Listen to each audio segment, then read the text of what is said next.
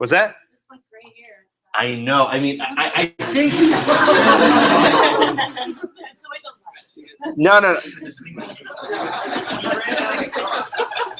So I think actually what happened was I was sitting next to a member of Congress, and the artist wants to put the member of Congress in the shot, so he just put him into my seat. I'm pretty sure that's what happened.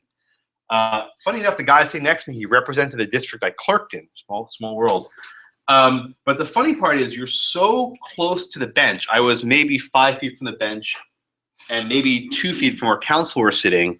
You're so close. And this is actually a somewhat funny part, but due to the new reorientation, the justices move around. They sit in seniority. So as you age up, you get closer to the center, get closer to the chief. The chief is always in the middle.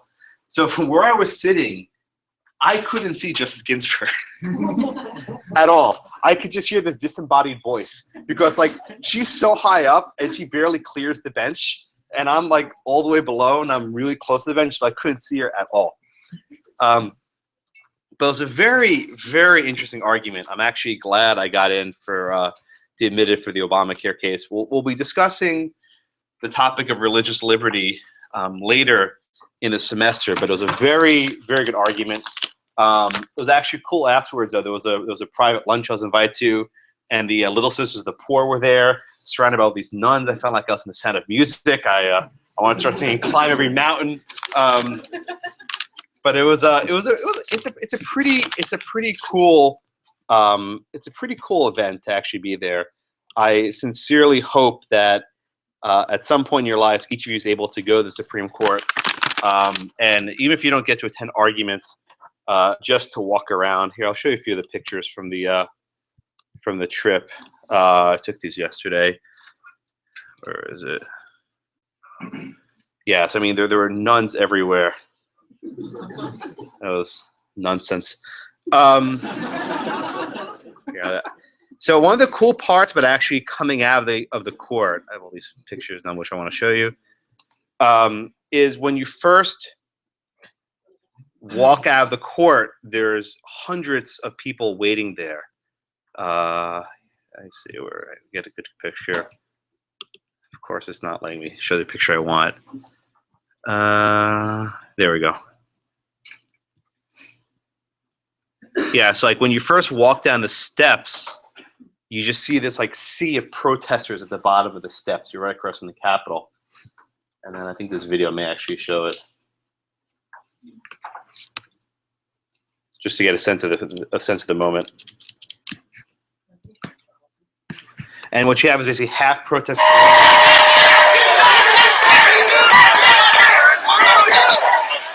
Yeah, it's very chaotic. It's very chaotic, but it was pretty cool. It had been one of the more contested ones, and here the nuns are waiting in line.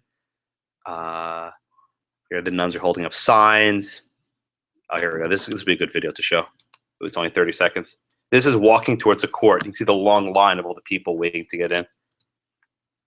Come on.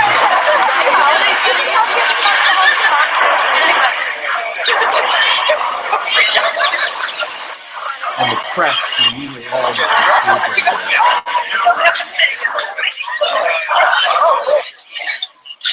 Hey, Laurie. How you doing?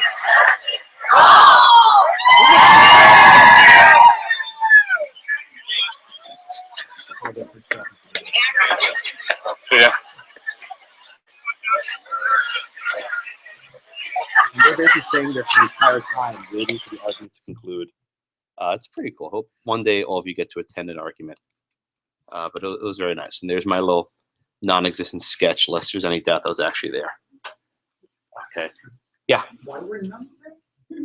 The case was Little Sisters of the Poor against Burwell. It was a contraceptive mandate case involving an order of nuns who are challenging provisions of the, well, not provisions, the implementation of the Affordable Care Act. It's not actually in the law. How were the arguments? Excellent. I mean, the people arguing it were wonderful. I'm going to hold off telling you about it until we actually discuss this topic in a few weeks, but it was very good. I'll be writing about it. I have to write the book chapter about it now. It happened already. Yeah. Was the other party also at that event that you went to, or was it only for the nuns? Well, the government's the other party. Okay, so we're... Oh yeah, I mean there were lots of supporters of the contraceptive mandate. So if you hold on, did I close the pictures? If you look, you can actually see the sign. Oh, here, this is a good picture. You actually see like the signs are in half. On this side is all the pro Obamacare, and this side is like all the pro none.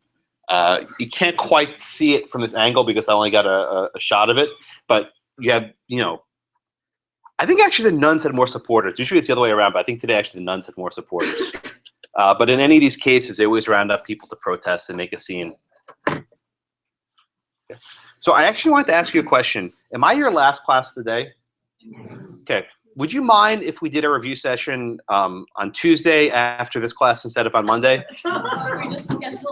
We just scheduled one with another teacher Who? in the opposite day. Maybe he can. We can switch. Oh, because Ted wanted to do it on Monday? Yeah, he wanted to do it on Monday because that's when we have it. We're like, we're already booked on Monday. Let's do it on Tuesday. Okay, can we switch back? Yeah, we're gonna ask him. I'll email Professor Field and I'll ask him. The only reason why is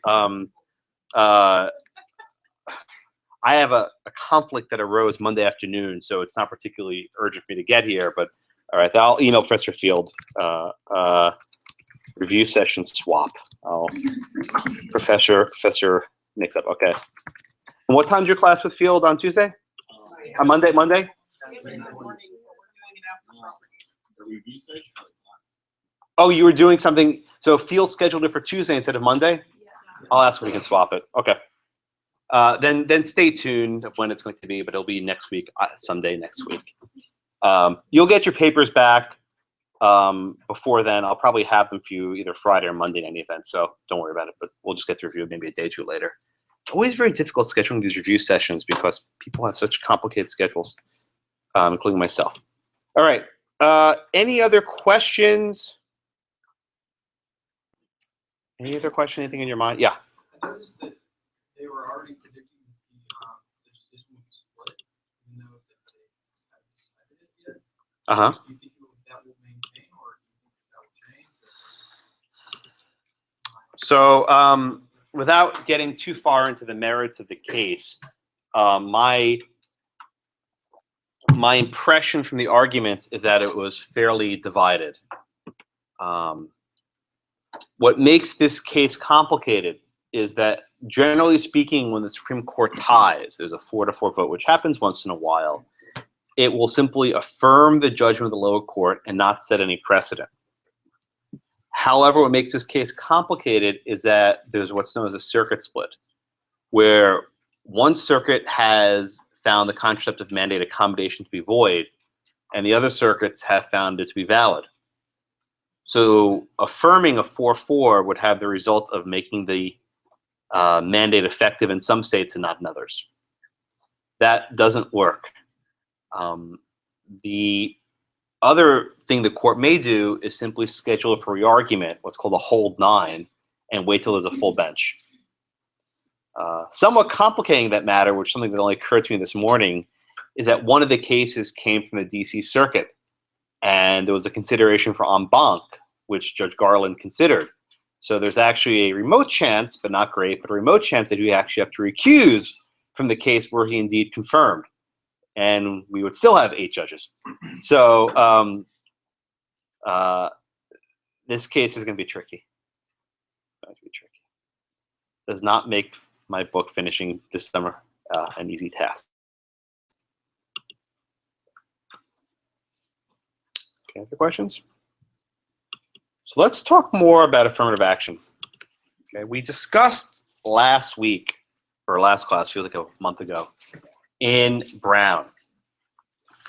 And we said in Brown that the use and consideration of race in educational decisions was unconstitutional, right? That schools could not segregate, they cannot just make decisions about race when making schooling decisions, because it was bad for education.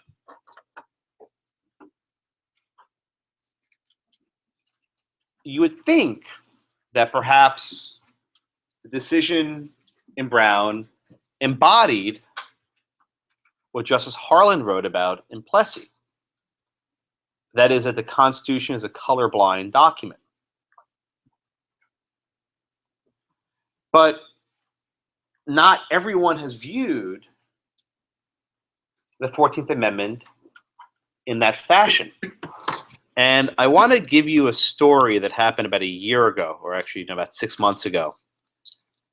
So the University of California at Berkeley, their law school, Bolt Hall, instituted a policy last year, and by this, it's a state school. And under this policy, you know the same way you're assigned into sections? Well, they have small sections, like 15 or 20 people. Each section was divided explicitly on the basis of race. That they created certain sections of their law school class only for African American students or only for Hispanic students. Yeah, this wasn't about their admissions policy, totally separate. Once you were admitted, the school openly said, we will put you into a class. And these weren't just sections to hang out with. They were actually taking classes together. And these classes were structured so you'd have a what's called a pod, or I'm sorry, a mod of only African American students. And the reason why they did this was that they determined that certain minority students could learn better if they were in classes only with other people of the same race. And they also determined that when certain minorities are in classes with non-minorities, the minorities feel certain burdens and obligations. So by putting them in these small mods, right, of these one race classes, that they would actually improve the learning objectives of those. Now I begin the class with this story because it provides an interesting juxtaposition with Brown itself. The entire premise of the Brown decision was that people could not learn well with segregated classes, right? The entire idea was the only way to make people learn better is to have them together into an integrated environment. And remember, there was a footnote with all that social science stuff. 6 decades later in Berkeley, California, at least this research, which I have no basis to judge, seems to say the exact opposite. That students may actually learn better in separated learning environments.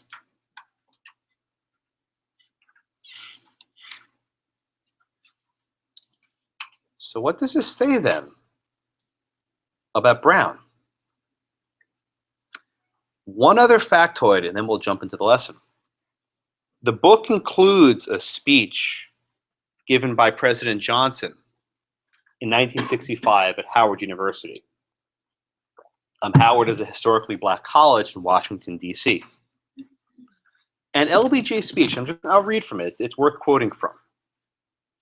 He says, "Freedom is not enough. You do not wipe away the scars of centuries by saying, now you are free to go where you want and do as you desire and choose the leaders you please.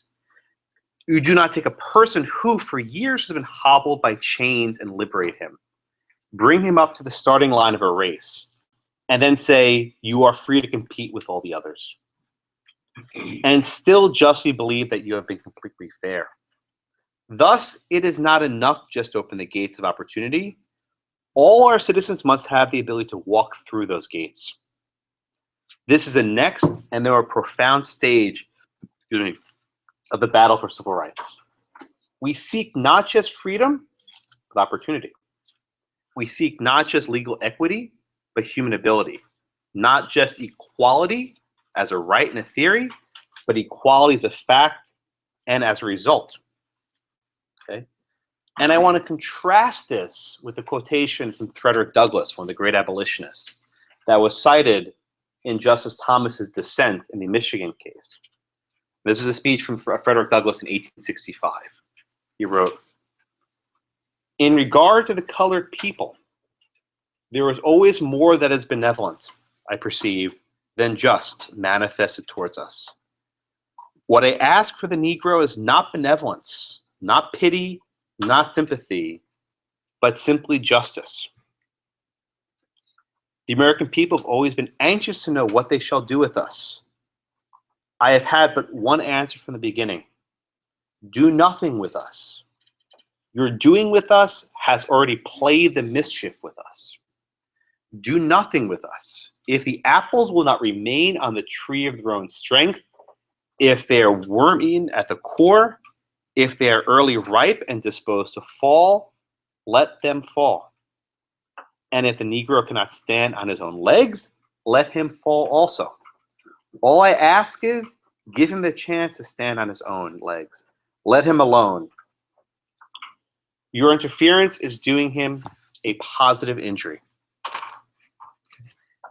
I like to begin the class with these two quotes and these juxtapositions to articulate that the question of race is not new.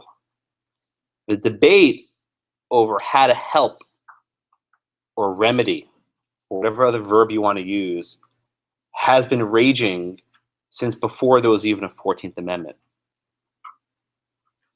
And the issue of affirmative action brings this issue to the fore in a very crystalline manner. Because those who favor it, the proponents of it, argue that this is a use of race that is benign, that is designed to help. And those who oppose it say it's not helpful and indeed is hurtful. Those who favor these policies argue that this is different from segregation. That is, when UC Berkeley separates their classes, they're not doing it for the same hateful reasons that Topeka, Kansas separated their classes. They're doing it to help. The opponents, which is articulated in Justice Thomas's dissent, say quite the opposite. There is no difference, and he says this very clearly, between those who segregated Topeka, Kansas public schools and those who seek to segregate, other schools today. So I want to approach this topic from two perspectives. First, from the constitutional, and second, from a policy perspective. I want to start with the constitutional one because usually the latter policy discussion runs a little bit more passionate. But these cases we discussed today introduce a new element of constitutional law that I've hinted at this semester, and that is of scrutiny. Scrutiny.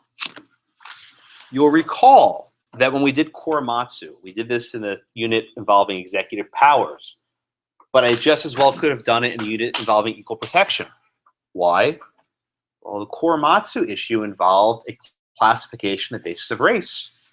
If you were, remember there's signs posted on the wall, right? If you were of Japanese descent, you have to report to this location on this date. It was a racial classification. No different than the Topeka, Kansas school policy saying if you're of African descent, you go to this school, and otherwise you go to this school. Okay. In Korematsu, we saw the seeds of what became known as scrutiny.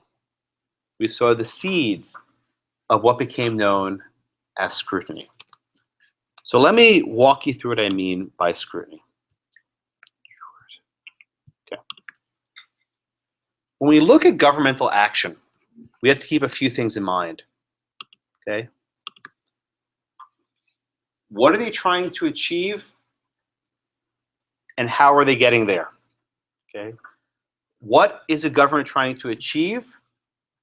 And how are they getting there? We refer to these two things as means and ends, right? Means and ends.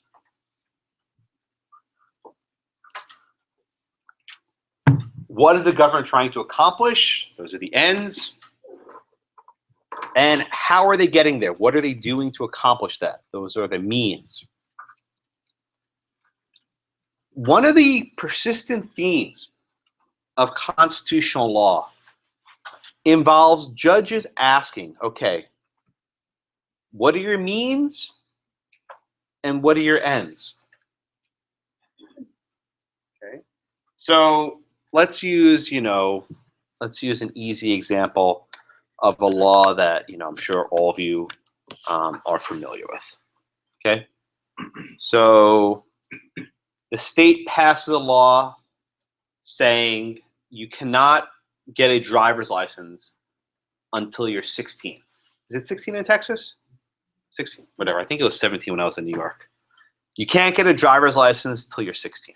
Okay. Why does a state enact that law? Well, 16-year-olds are more mature than 15-year-olds. And maybe the state doesn't have very good public transportation, so they want to have these teenagers being able to drive around. Okay? Now, if you ever think about it, this is age discrimination, right? This is the age discrimination. The state just arbitrarily picked a number. They said 16. Well, I'm sure some states allow 15. Some states allow 17, whatever it happens to be. How can the state do this, right? How can the state be so unfair to all these 15-year-olds stuck on the bus, right? Generally speaking, when the government makes a classification on the basis of age, 16 yes, 15 no, does everyone get really upset about that in the room? Everyone get very, troubled by it? Not really. Why does it not bother us so much if the government says 15 or 16? Because we're not suspicious, right? The government has a decent reason to suspect that 16-year-olds are going to be more mature and safer driver than 15-year-olds, right? There's a different reason. So think about it. So here we go. Let's try it. What are our ends? Our ends are road safety, right? Highway safety. What are our means? 16 plus. Okay. Now, if I were to ask you, is there a good relationship between improving road safety and making sure that only 16-year-olds can drive? Let's see, where did I finish up last time? You? Yes, sir. All right, John. So if I were just to ask you, is there a good relationship, between deciding road safety and 16-year-old driving? Would you say there's a good fit there?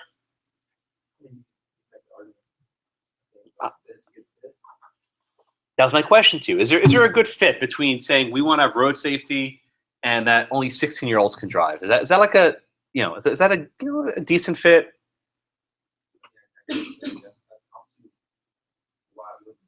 Yeah? Okay. So this is what's called a fit, right? What is your relationship between driving and age? You could say when a person turns 16, they're more mature. Okay? There's a fit there, right? Everyone get that when I say fit. Everyone knows what I mean. Okay? All right, Cash, let's say we pass a different law, right? Let's say we pass this law. Let's say the legislature said girls can drive at 15, boys 16 still. Girls can get their license at 16, but boys have to wait till they're 15. What do you think about that? Is there a good fit between the means and the ends? Is there a close connection between allowing girls at 15 and then boys at 16? Why do you say that?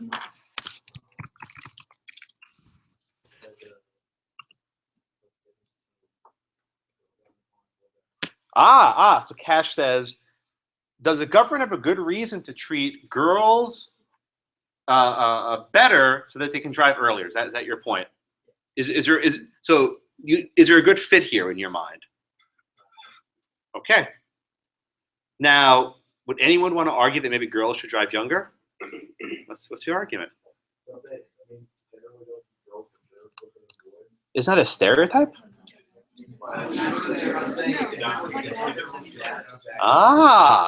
So we're actually going to do a case in about a week or so where the state of Oklahoma made the drinking age for girls lower. We'll do that case. The girls had a lower drinking age. Court said no to that. All right? So this is the second example. Let me give you a third example, okay? Alexa, what happens if the state passed a law saying that white teenagers can drive at 16, but black teenagers have to wait till they're 18? Would you say there's a fit between the state allowing white kids to drive at 16, highway safety, and then black kids when they're 18? Would you say there's any kind of fit there? How come?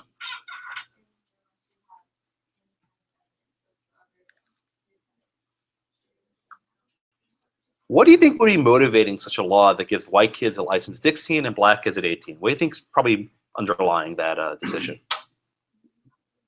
Racism, yeah. Or say black kids go to this school, white kids go to this school, whatever, right? Okay, what I've just walked you through, and you don't even know it. I tell this, no idea what I'm doing. What I just walked you through is the basis of constitutional scrutiny, okay? With the Equal Protection Clause, right, we have to ask ourselves, you know, and let me write this out so you have a basis, right? With the Equal Protection Clause, you have to ask yourself first, right? What is a classification? Okay, what is a classification? Whenever the government makes any sort of law, they're going to be classifying people. So the first example I gave was 16-year-olds can get their license. Okay, that's your classification. The second example, I said if you're a girl, you get this age, and if you're a boy, you get that age. Excuse me.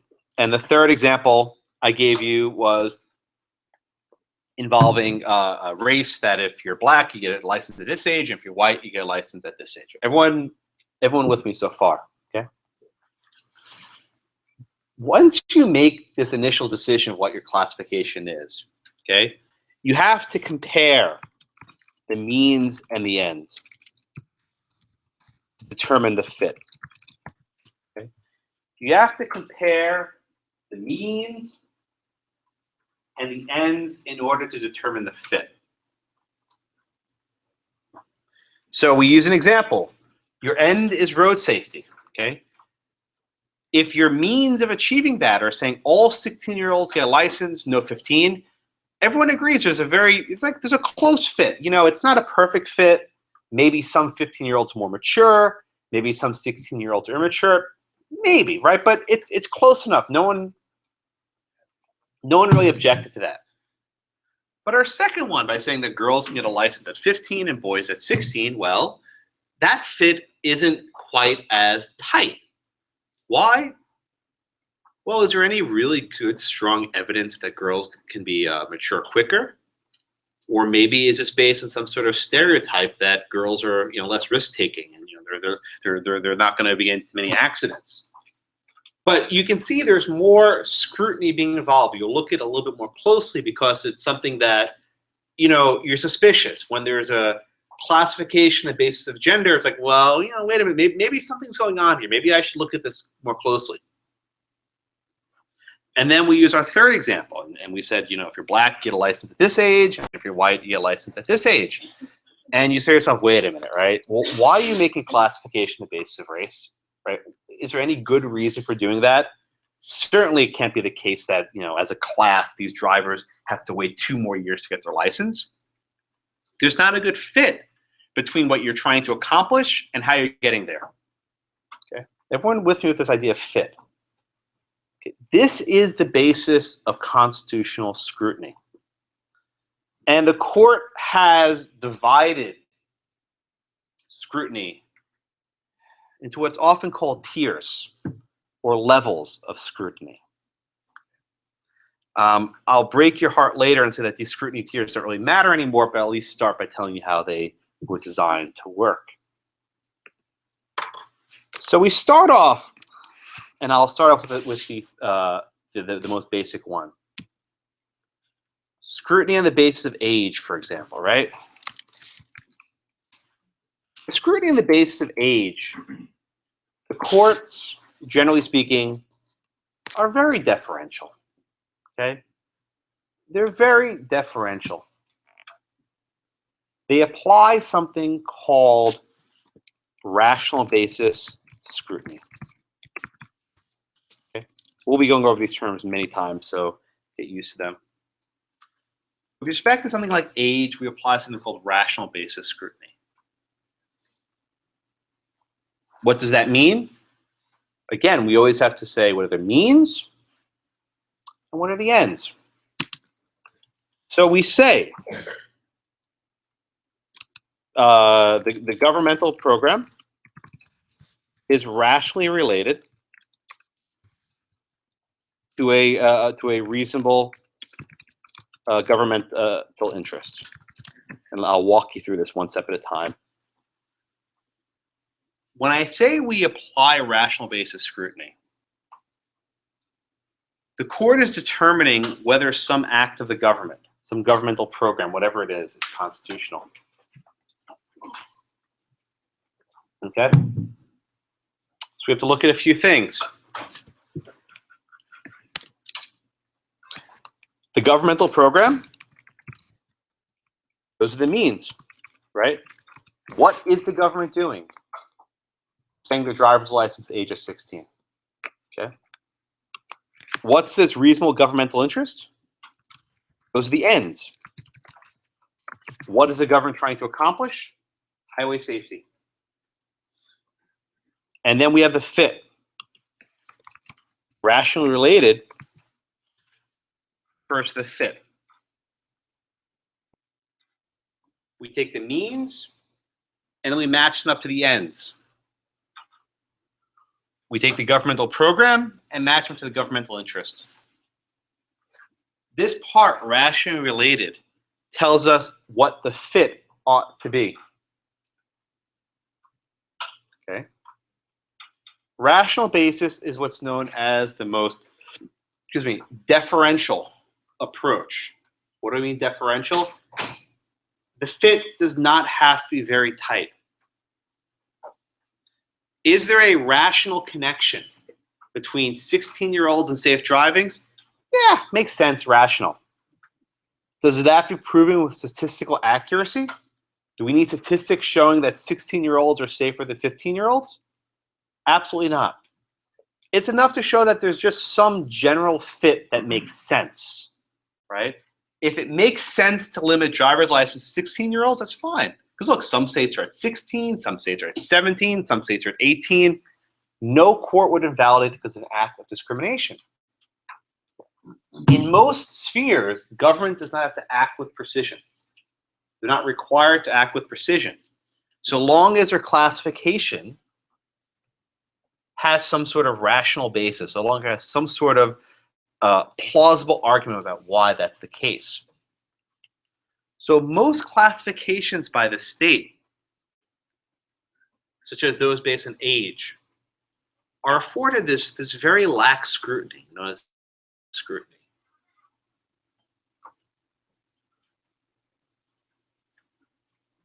Everyone with me so far?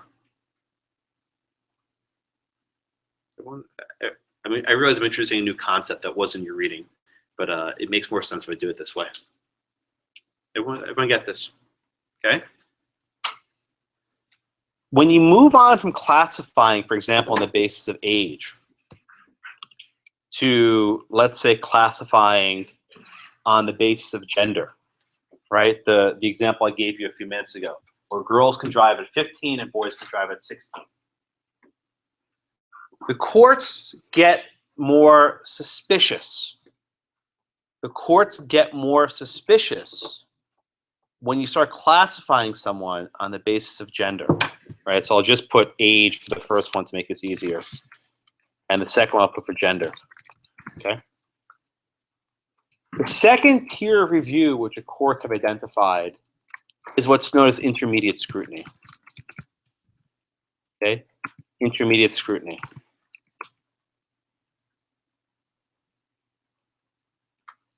Okay?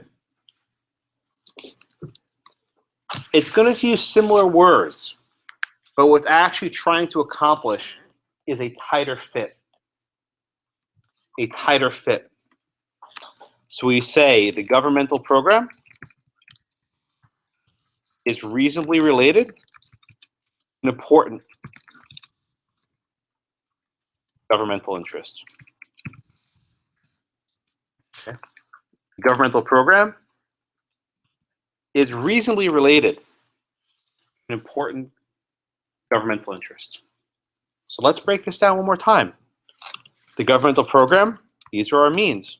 Oops. The governmental program, these are our means. Governmental interest, these are our ends. And reasonably related is our fit. Look what's going on here. The burden is being raised. When you want to make a classification on the basis of gender, when you want to say that 15-year-old girls can get their license, but then 16-year-old girls have to, wait a year, whatever, it gets harder for the government to prove it. The government must meet a higher threshold, right? If you think of rational basis like the bottom of the pyramid, intermediate scrutiny, when you have a classification based on gender, is higher up. Okay? So what's different here, right? Compare 1 and 2.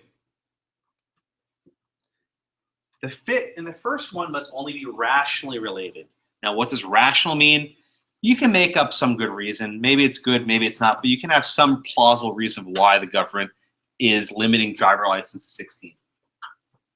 Now, but here, look what it says. Reasonably related. Reasonably related. What's the difference between rationally and reasonably?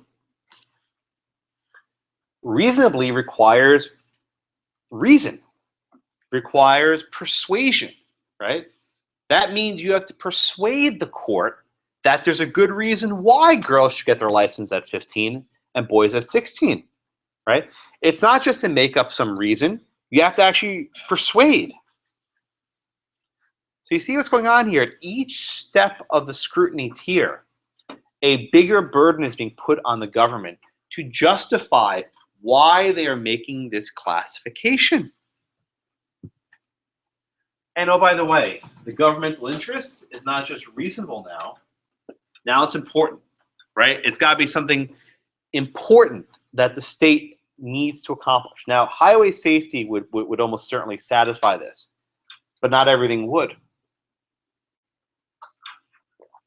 So what you see going on here is as the classification becomes a little bit more suspicious, more suspect, the courts put a bigger burden onto the government to justify why they are making that classification. Everyone with me so far? Good question. On age scrutiny, you said courts are very differential. What's this one? They're not nearly as differential. They're less differential. They're more skeptical. Okay. This will make. I'm going to close the loop in about 2 minutes. The third tier, and this is the one we'll be discussing involving race. Okay, this is what was at issue in Korematsu. This is what was at issue in Brown.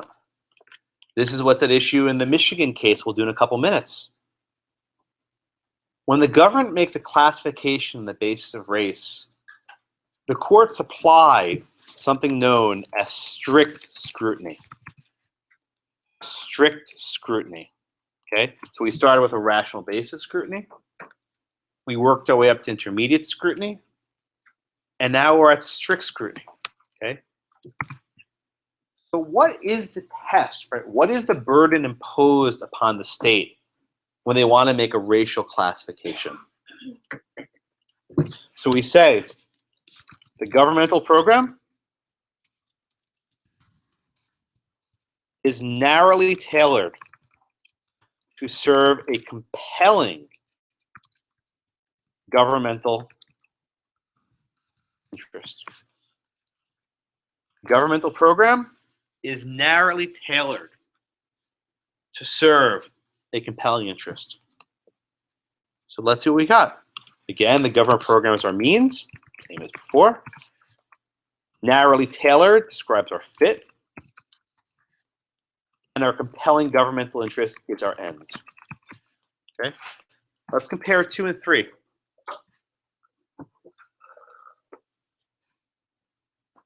Let's talk about the ends first. Here, The ends have to be important, right? Highway safety is pretty important, I'll give you that. But is it a compelling interest, right? What does it mean for an interest to be compelling? Something of the absolute highest order. I mean, the highest order you can imagine. So, for example, Korematsu. The court didn't use these explicit terms, but they effectively hinted at it. They acknowledged that there was a racial classification. And they acknowledged it was a very broad classification. Anyone of Japanese descent was required to go to these camps. But the court found that the policy was valid. Why? National security. Right? National security. The court said that national security was so important, right? So compelling that it justified the use of race in the exclusion of the Japanese Americans in these camps. So traditionally, when we say whatever is a compelling reason, it's got to be damn important. It's got to be so important, right, that it can actually justify the use of race as a classification, right? Let's move on to the fit. In number 2, with intermediate scrutiny, right? All of that to happen was there had to be a reasonable relationship. A reasonable relationship. That is, you have to persuade a court why you need to give driver's license to girls at 15 and boys at 16, right? You have to give a reason. But here, the fit is described in terms of tailoring, right? What is tailoring?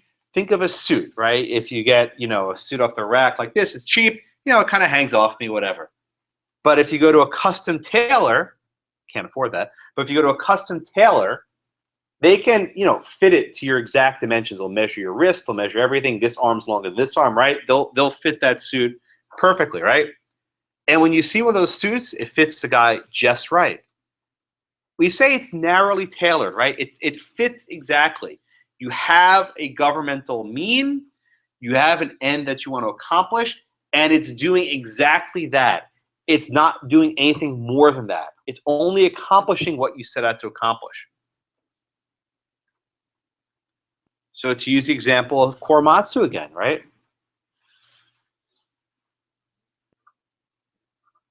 Could the government have excluded people short of rounding up every Japanese one, right? Could they have promoted national security short of rounding up every Japanese person? Well, in hindsight, the answer is yes. But at the time, what did the government tell the court? They said the only way that we can accomplish this goal of national security is by rounding up every Japanese American. Remember they said that? We can only do this by rounding everyone up. The government argued that their program was narrowly tailored to the end of national security, that it fit, right? That what they wanted to accomplish was to save the homeland, and the only way they could do this was by excluding Japanese Americans. Now, we know that's not true in hindsight, but take off your hindsight glasses for a minute. What actually stood for was that you had this compelling interest of national security. And the government saying the only way we can achieve this is by putting these Japanese Americans in camps. And the court said, you know what? That's a good fit. Court said, you know what? You're narrowly tailored, right? You're about as narrowly tailored as you can get. You can't do this by, just asking for voluntary oaths. We're going to defer to you. What makes Korematsu remarkable is it is one of only 2 times in American history, at least modern American history, where the Supreme Court upheld a racial classification. The court upheld the racial classification because they said there's a compelling interest, and the way the government's accomplishing that interest, the means, is narrowly tailored. Okay? The second time the Supreme Court upheld a racial classification was in Grutter, the Michigan Affirmative Action case, where the court held that diversity was a compelling interest, and the policy of the law school was narrowly tailored to accomplish that. Okay. So everyone get, I mean, I just walked you through in 30 minutes, basically the outline of the next 2 weeks of class, right? That's in a nutshell what we do in the next 2 weeks. But the court's modern equal protection case law tries to begin by asking yourself, what is this sort of classification? Depending what sort of classifications at issue, a different tier of scrutiny is appropriate. And once a different tier of scrutiny is applied, you have to ask yourself, what is the fit, the appropriate fit between the means and the ends? Okay. Most law students will simply memorize these expressions. Narrowly tailored to a compelling governmental interest. They'll just memorize that. They don't have a clue what it means. I didn't know what it meant when I was in law school either. But what you have to remember is the reason why this increasing fit, this increasing connection, is that the courts become more skeptical as the government makes broader classifications. When the government classifies on suspicious grounds, they require stronger justifications and a stronger fit.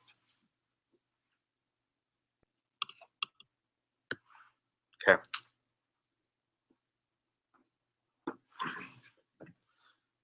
Some questions. Are you chugging Dayquil? You okay? Yeah, that happens. Okay. I can't All the time. Yeah, I can't take this up. That knocks me out. Even the Dayquil knocks me out. I fall asleep. It's good. I'm staying awake now. I'm glad you dedicate to stay awake from class. Yeah, thanks. So basically, the government did not make classifications. Oh, one at a time. Thank you. So basically, the government did not make classifications prior, and that's why Prior to what? well, earlier you just said that as they make more and more broader classifications, Hold on. Please, one at a time, please. Thank you. You start with Japanese, and then you go gender, and then age. And then, Right. So when you start making classifications on specific grounds, for example, racial classifications or religious-based classifications, for example, a law that says, all Mormons have to, do something, right? You can't do that. polygamy. That's what I'm getting at. Yeah, basically, there are laws that are basically targeted at Mormons for polygamy. We'll do the marriage stuff in a week or so. But when it touches on a specific area, you get different levels of review.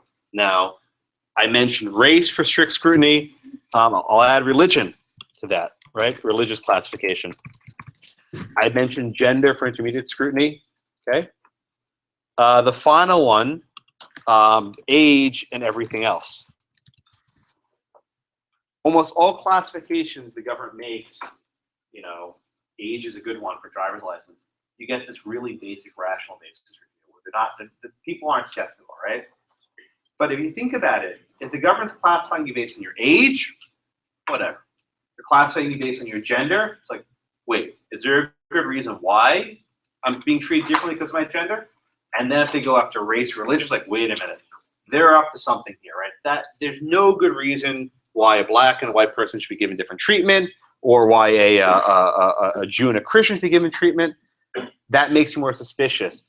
And that intuitive basis has formed the structure of how this regime emerged. This didn't emerge overnight. This was strewn out over decades, where the court built it one case at a time. But that's how it exists in its present day form, until we get to a Obergefell, which just gets rid of scrutiny altogether. But we'll get there next week or 2 weeks. Sorry, I just want to clarify. Yeah, go. Yeah. Did you say that as the government makes broader classifications, it gets more? I didn't mean broader in that sense. I meant broader with more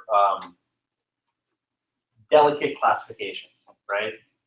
Race being more delicate than gender, being more delicate than age, for example. Not broader in terms of raw number of people. Right. Yeah, I didn't mean it in that sense. Thank you. You need me to mind email. So I have two questions. One on where do you think health would fall? Because some people fear that any type of government influence in healthcare would lead to rationing. I think they call them death panels and all of that. Where do you think any type of government program based on that, we would have So you're saying the government says if you're healthy, you have one set of rules, and if you're not healthy, you have a different set of rules?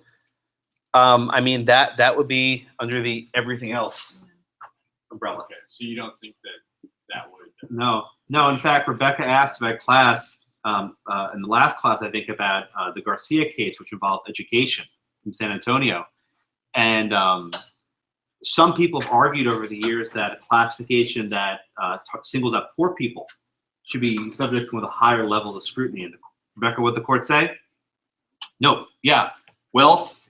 I mean, having money is important, but it's not a basis that affords higher scrutiny.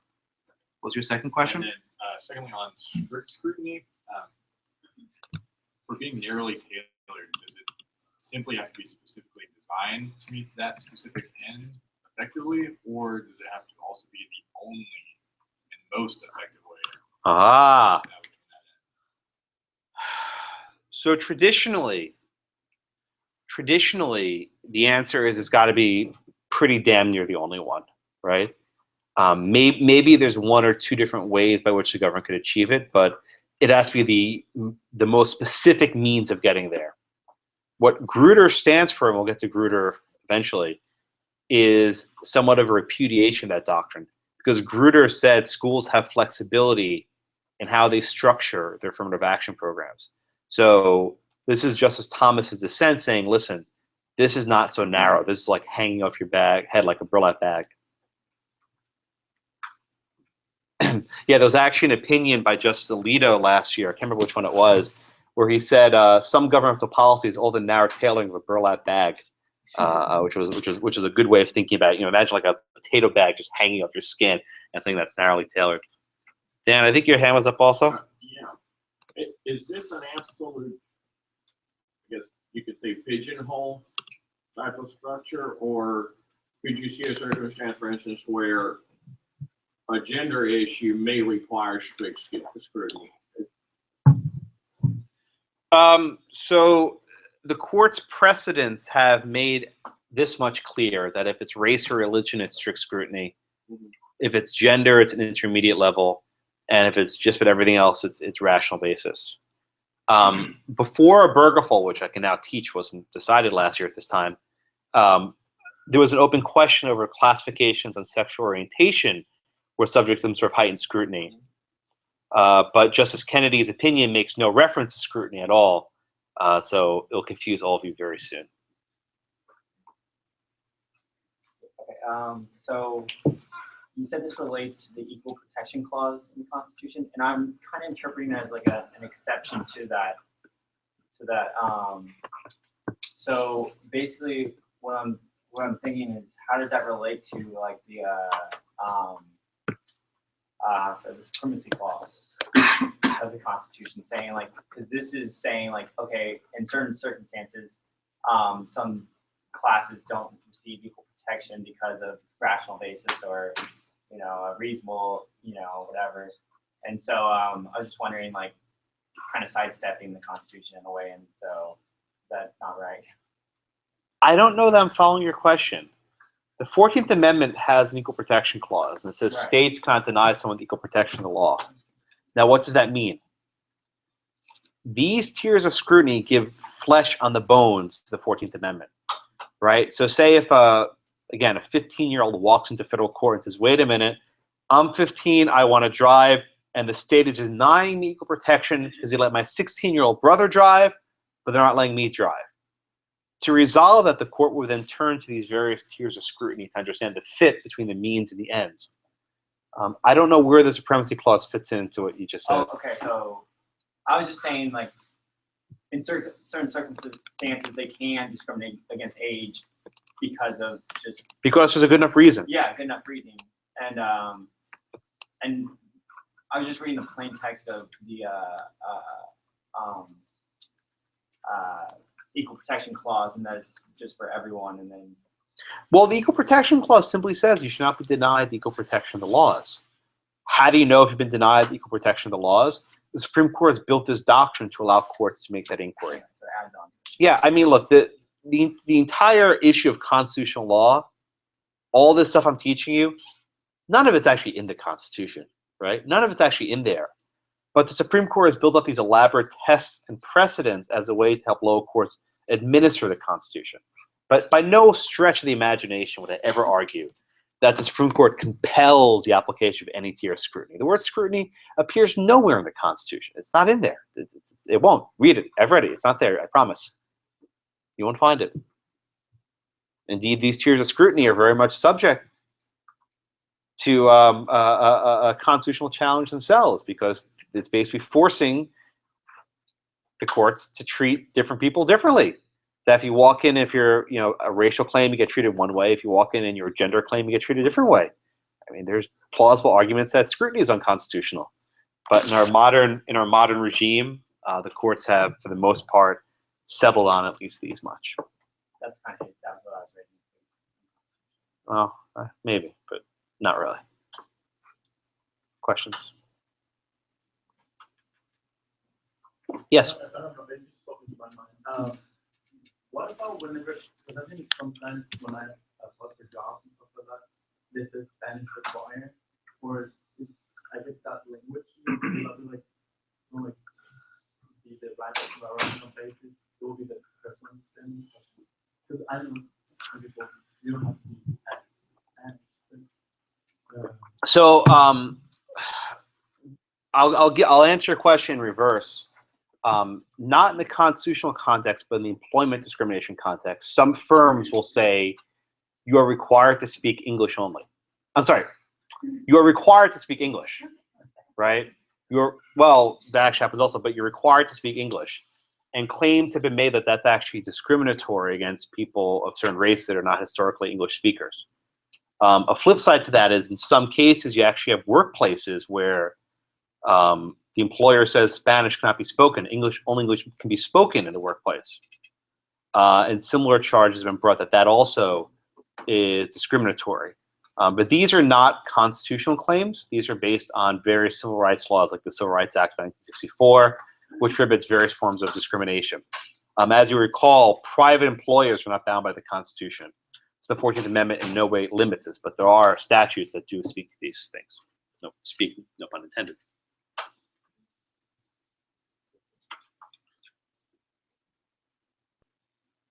Okay. Everyone get this basic frame. Oh, John. Is there ever a possibility when the categories combine, so like you have an age and a health and sort of a race, and there's a further test to figure out which test to use? Yeah. I mean, very often you have a classification that touches on more than one, and it gets messy. There's not a very good answer. What frustrates students more so is that as you go through these cases, especially with Grutter today, the court is not particularly rigorous about applying their own tiers of scrutiny, which is why I don't teach this to you as some sort of black letter rule to memorize, but to understand how the courts are assessing the means in the end. This is really the more important takeaway of what I'd like you to learn.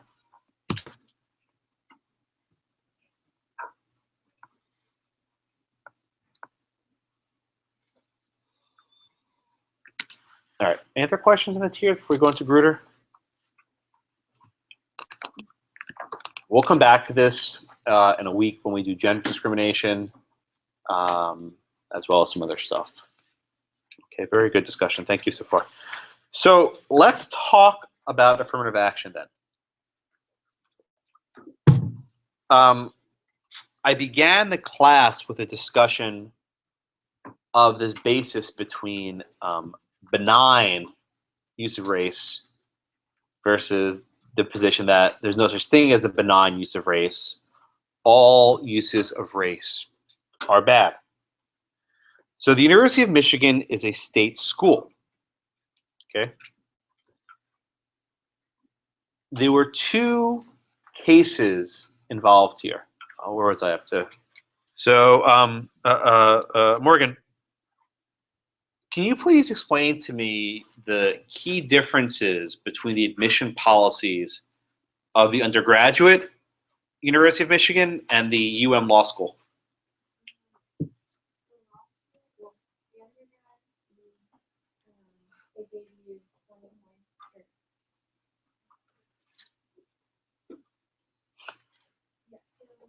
Undergrad gave you 20 points as a bonus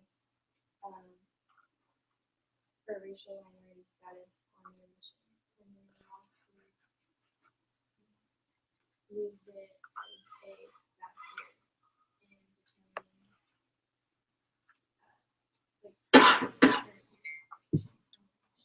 Okay, very good. So there were two cases involved in the Michigan decision.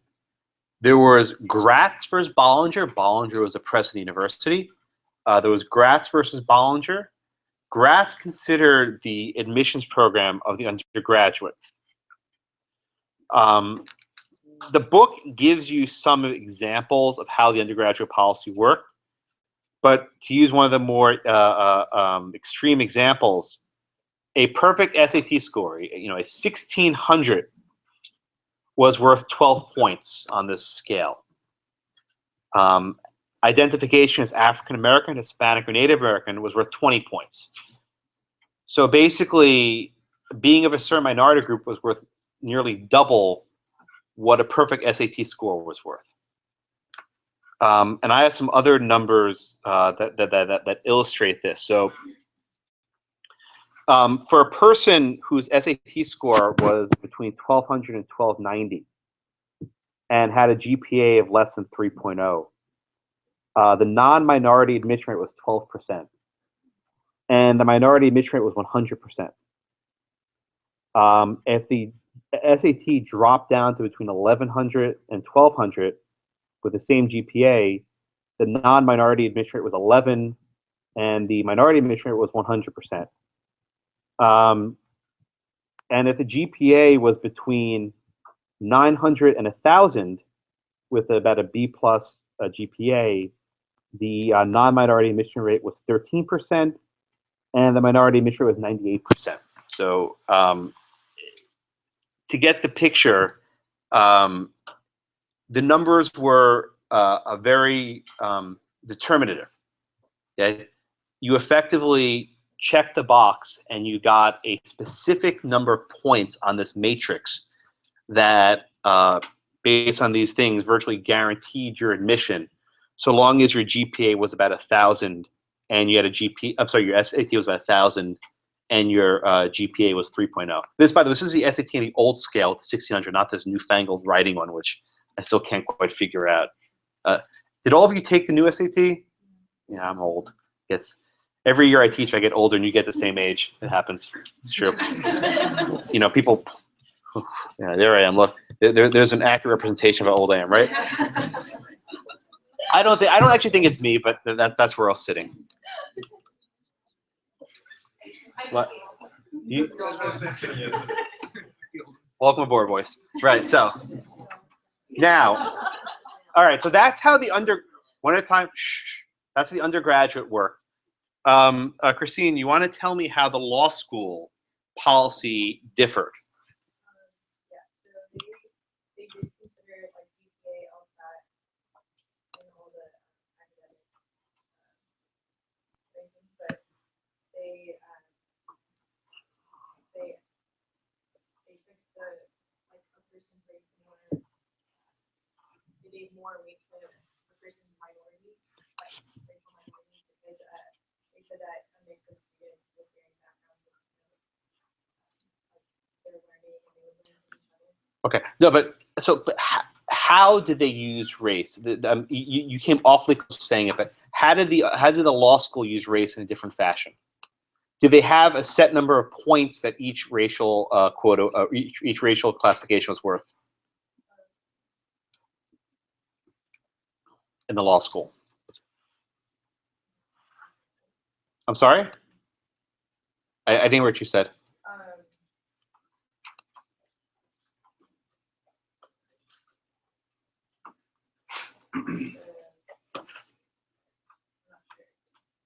Delarum? It's like they wanted to enroll in critical mass. Right, no, we're going to get to the critical mass minute, but how did they take race into account in the law school? What was there's a magic word I'm looking for, how they used it. It's a word that's been used several times in the reading today.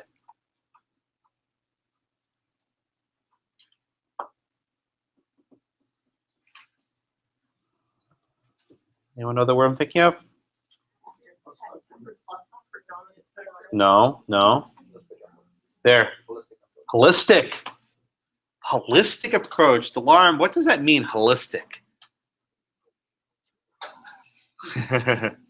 Yeah, right? What does holistic mean? Yeah, Tariq, wait, how do you understand holistic? What does that word mean to you? Okay, very good. Very good. All right, so the law school, by the way, this is actually a picture of Jennifer Gratz, who was the lead plaintiff in the Michigan case. This is the UM admission office. This is the law school's admissions office. Very, very beautiful campus if you ever get to go to Ann Arbor. Go blue, right? So holistic suggests that race would be considered as one of many factors. It wasn't like the law undergraduate where being a certain racial group added 20 points more than a perfect SAT score. Okay.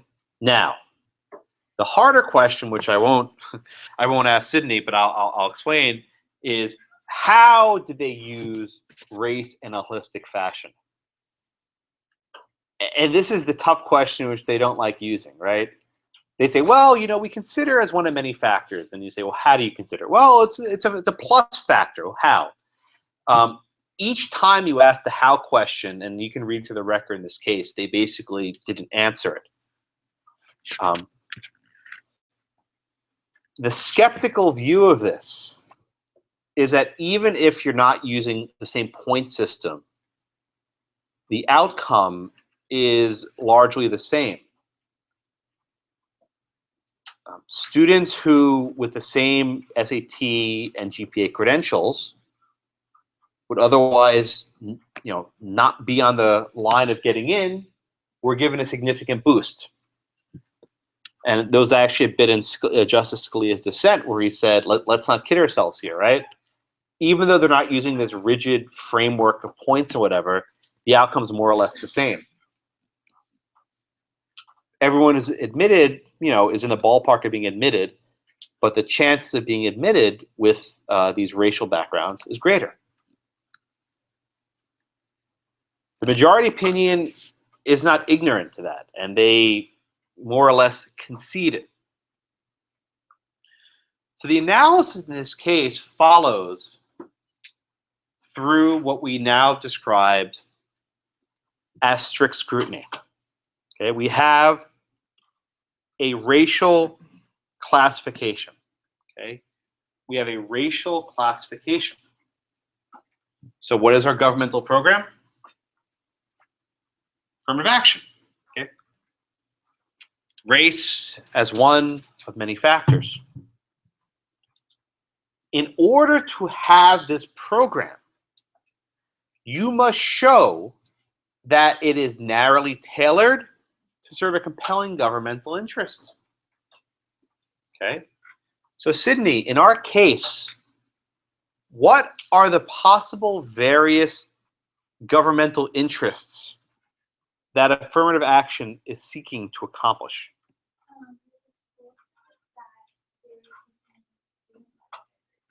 Okay. Well, we'll get to diversity in a second, but what are some of the other policies that are discussed as possible purposes for affirmative action? We'll get to diversity last because that's the one they ultimately settle on. What are some of the other purposes? And it was actually mentioned in that Taxman versus Piscataway Township Board case, the teacher case at the outset. What are some of the other purposes of why schools may want to use affirmative action? What that they might want to get accomplished from affirmative action? Please.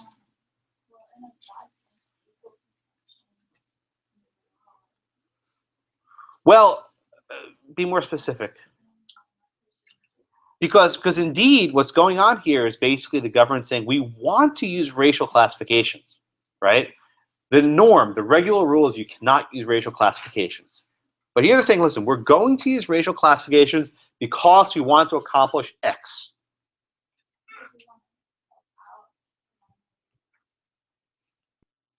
Good. A little bit more. You're close. In what fashion?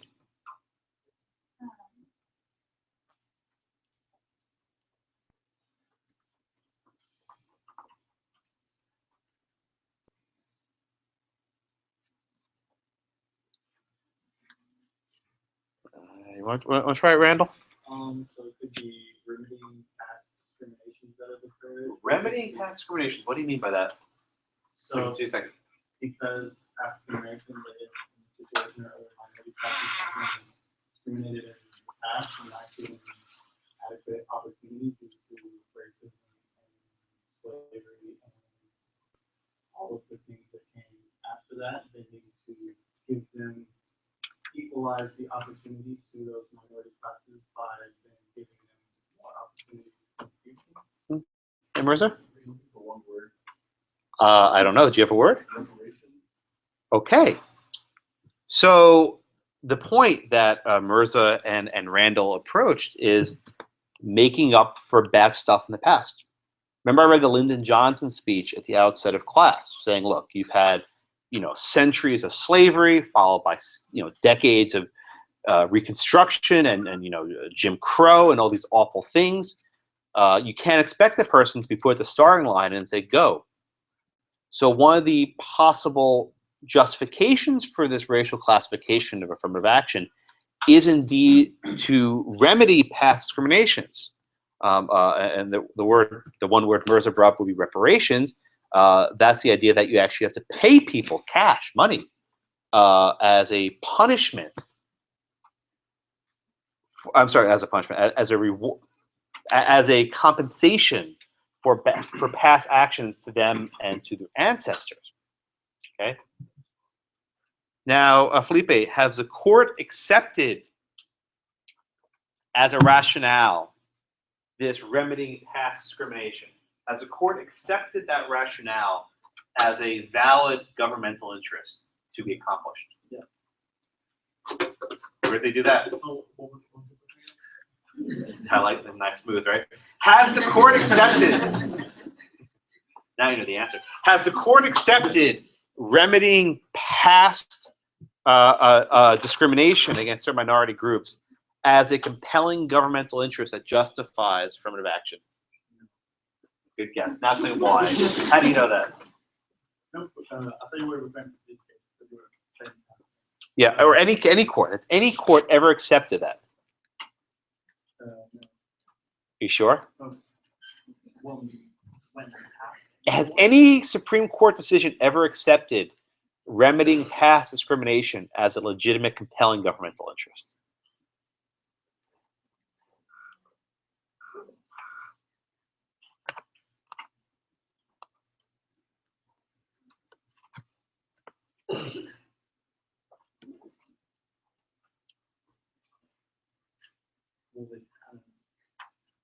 They haven't.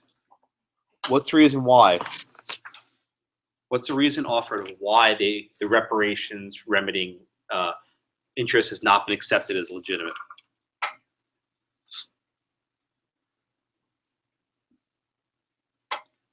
I guess you go against the equal protection clause. No, but we're asking, why has this not been deemed a compelling governmental interest? Angela, want to take a stab? Really? It surprises me. Well, you said that basically, has the government ever remedied policy past discrimination? No, my statement is this: has the Supreme Court ever recognized remedying past discrimination as a compelling governmental interest that justifies affirmative action? And what's the reason why?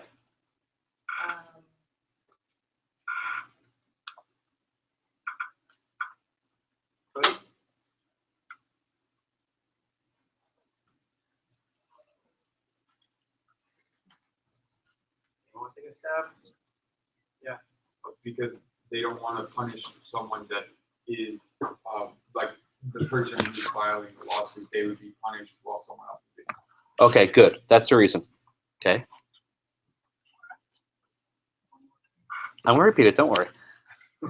In the 1977 case from California, the Board of Regents versus Bakke case, This was like the big affirmative action case of the 70s that yielded this bizarre split where no one position commanded 5 votes. However, 5 of the justices agreed that this remedying past discrimination was not a valid, compelling governmental interest. And the reason why is what Charles mentioned a moment ago. It was viewed as unfair to punish people today for the sins of the past. To the point that Merz raised a minute ago, with respect to the reparations, the court has basically said making people today pay for the sins of their ancestors is not something the 14th Amendment countenances. So what's interesting is that when most people discuss affirmative action, even today, they almost assume that it's justified based on past discrimination. And in any debate or any kind of common discussion over it, it's almost assumed that this is a rationale of why this is in place. But the Supreme Court has held consistently that that is not a valid basis on which to justify an affirmative action policy. Now, there were 4 votes in the Bakke case that said the exact opposite. There were 4 votes in the Bakke case that said, let's be real here, right? This is Justice Marshall and Brennan and I guess 2 others, can't remember what they were. And they said, let's be real here. Schools aren't using racial preferences because they want a diverse classroom. They're doing it to make up for decades and centuries of discrimination. Let's be real here, right? That answer may be more palatable to a lot of people's sense of persuasion. However, the court has never recognized that as the valid basis. The court has also rejected, I'll get you a second, Dan. The court has also rejected the idea of racial balancing, the idea that you need to have a certain number of people in each class. The idea of quotas was rejected. They rejected the idea that you need to create more opportunities for minorities. The only rationale, and this is an important point to stress, the only rationale the Supreme Court has identified that justifies the use of racial preferences are the educational benefits that flow from diversity. The only compelling governmental interest that that the court has identified that justifies the use of affirmative action are the educational benefits that flow from diversity. Not diversity as an end to itself, because that would be mere racial balancing. The compelling interests are the educational benefits that flow from the diversity, right? So don't just say diversity by itself. That's what everyone says. That's wrong. It's actually more precise. It's the educational benefits that result from having a diverse student body. Dan? Well, I think the court kind of identified for a minute, but then it kind of strayed away from it. But there's actually also a self-serving component to it with regard to the school's reputations and what have you. Because it talked as in, well, the school is almost attempting to use this measure to improve its reputation, but not use it to such a large extent that it actually really alters the racial. We'll get to the issue of how the the LSAT is discriminatory, and they're trying to have their cake in a couple minutes. We'll get there in a few minutes. But I want to just for now, does everyone understand in terms of the scrutiny what's going on here?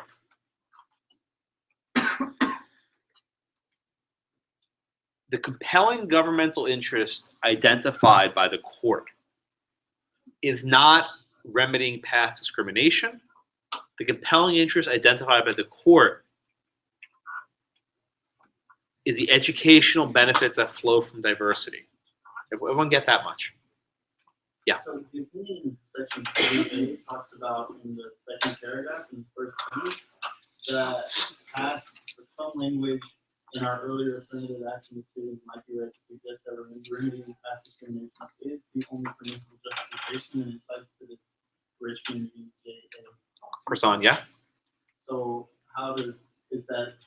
Are they saying that it wasn't like some it could be interpreted that way? But So the facts in the Croissant case, which is not in your book, it should be, but it's not in your book, were like this. So the city of Richmond, Virginia, right? This Richmond, right? The capital of the Confederacy, instituted a policy where they said, look, we've had in our own city government a history of discrimination, and we're going to offer preferences for certain racial groups.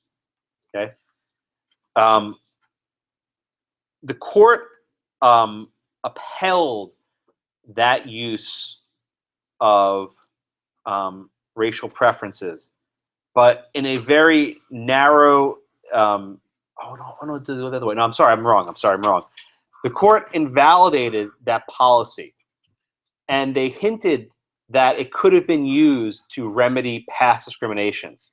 But this is it. I'm sorry, I didn't read this. I haven't actually read this case since law school. I just remembered it. Okay, the policy, if I remember correctly, was in Richmond, Virginia, gave certain preferences to a host of racial groups, including Aleutians, which are basically Eskimos from Alaska. And the court basically said, there's certainly a history in Richmond, Virginia of discrimination against African Americans, right? But there's no history of discrimination against Aleutians, Eskimos, in this city. So the court found that the policy was void.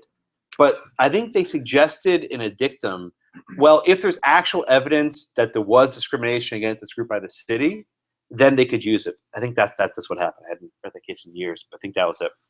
But in any event, the court in Grutter moves away from that. And they say, just kidding, we didn't mean that.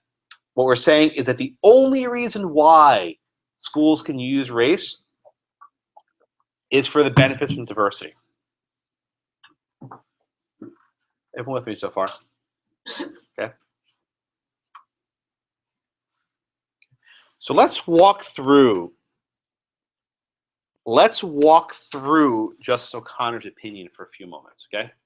Let's go back to Cody because we jumped over you. Cody, what are these benefits that flow from diversity that Justice O'Connor thinks are so compelling that they actually survive strict scrutiny? Says that having diversity in classroom increases the education value. How so?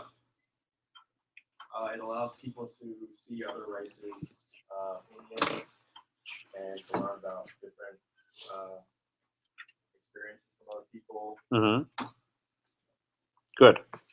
So the majority opinion more or less accepts the law school's representation that it's necessary to have a certain diversity, a certain, critical mass is the phrase used in the opinion, a certain critical mass of different races in order for people to be exposed to different thoughts, in order for people to become comfortable with dealing with people of other races.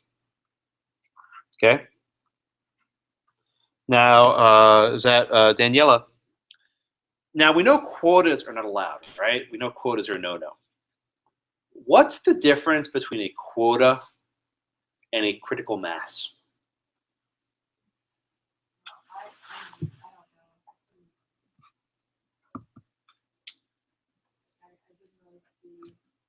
What does critical mass mean? What's that phrase mean?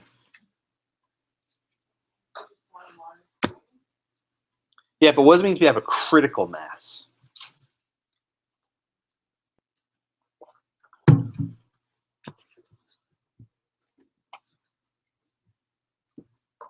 What do you think, Amber?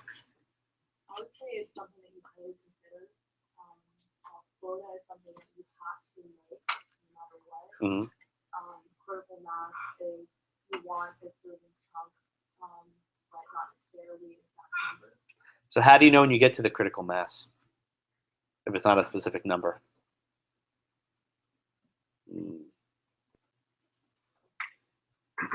Okay, Stab, Kilp.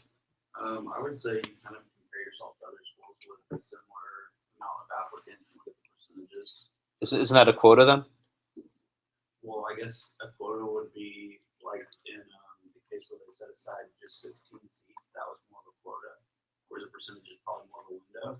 So they're very similar. Percentages is the same number as the seats. I mean, you could say if there are 100 seats in the class, 10% is Right, 10. That's not to say that they were aiming to reach a certain percentage, or to say that once they did, they were considering race as such a strong factor. So this is what's interesting about the court's opinion, right? They put a lot of weight on this critical mass. And indeed, Justice O'Connor actually says, you know, we are now 25 years from Bakke. Maybe in 25 years, we will hit that critical mass.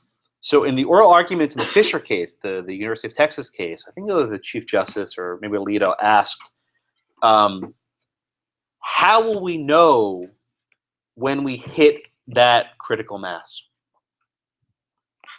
How will we know when we have sufficient representation on the campus that these policies are no longer justified? Okay, and what Robert said is whatever that number is, right? Whenever we hit that number, it's a number. And is it not then just a sham for a quota? So the idea of the critical mass is in tension with the idea of not having a quota. Although the court seems to think that, use the word chunk, maybe chunk is a good word, I don't know. But the idea, or segment, whatever word you want to use, right? But the idea is when you get some semblance, some number, whatever it happens to be, that will be sufficient to know that you no longer need these policies to be in place. Yeah? I really don't get the idea of critical mass. Is it, when they're saying get to some semblance, are they saying like a proportionality of students that just naturally get in without some sort of racial bonus as a percentage of the population of America? Or I guess it's just kind of over. So I'll take the second part of your question first. Even if it's pegged to the general population of America, that's also a quota. Because if, say, the African-American population is 20%, whatever it is in a given jurisdiction, then you want 20% of your seats, which is a quota. The sense of the critical mass, and this is how Justice O'Connor, I think, explains it, is that you want to get to the point where you don't need these policies anymore to yield similar breakdowns of your class. That makes sense. But even then, you still have a quota. This is why a lot of this goes back to Bakke, right? And the dissent in Bakke basically said, let's not kid ourselves. Whether the school calls it a quota or a holistic plus factor, they're going to do the exact same number of things. No matter what the school calls it, you're not going to have a judge overseeing every single admissions officer deciding how they make these decisions. So whether they erect this elaborate process or whether they, on the down low, right? It's like, oh, how many did you admit today? Okay, good. Okay, keep going, right?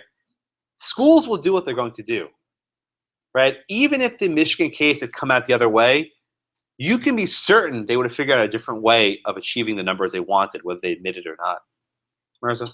Yeah, no, I was just going to ask if you're in touch with outside of just like a purely supervisory role by court, to like make it so that we reach the objective where we don't need these policies anymore, and that the education system is inclusive enough that we don't need to think about it.